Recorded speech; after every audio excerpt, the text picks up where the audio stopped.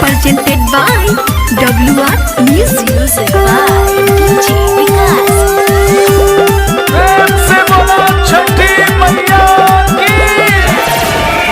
जब से चढ़ल बकती के हम पहले बनी दीदी हमरा बतिया के वहीं से न डाली राजा जी। जब से चढ़ल बकती के हम पहले बनी दीदी हमरा बतिया के वहीं से न डाली राजा जी। कसो करब हम छठ के पूजा नमा डोमऊ से दौरा मंगा दी राजा जी। कसो करब हम छठ के पूजा नमा डोमऊ से दौरा मंगा दी राजा जी।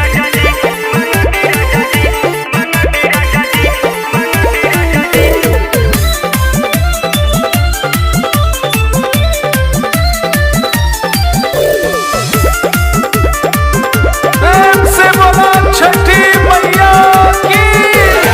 घाट पपिया पंडाल बनवा दी वही लोग गया गोरेला औरत जिद बड़ी नन कले आदि नागिन बड़ा का छोड़ेला। घाट पपिया पंडाल बनवा दी वही लोग गया गोरेला औरत जिद बड़ा नन कले आदि नागिन बड़ा का छोड़ेला। बटे महिमा महान सब जानेला जहान टूटल रोडवा के रौरा बनवा दी राजा जी।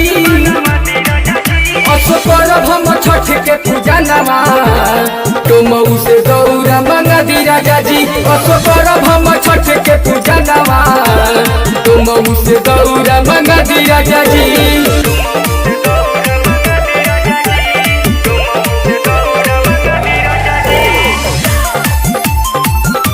Music by DJ Vikas। बोला बोला छठी मैया की। देवर से कही के दौरा मंगाई सासू से कही के साड़ी हो छठी माई के कृपा जे भइल दिलुआ हिट हो जाई हो।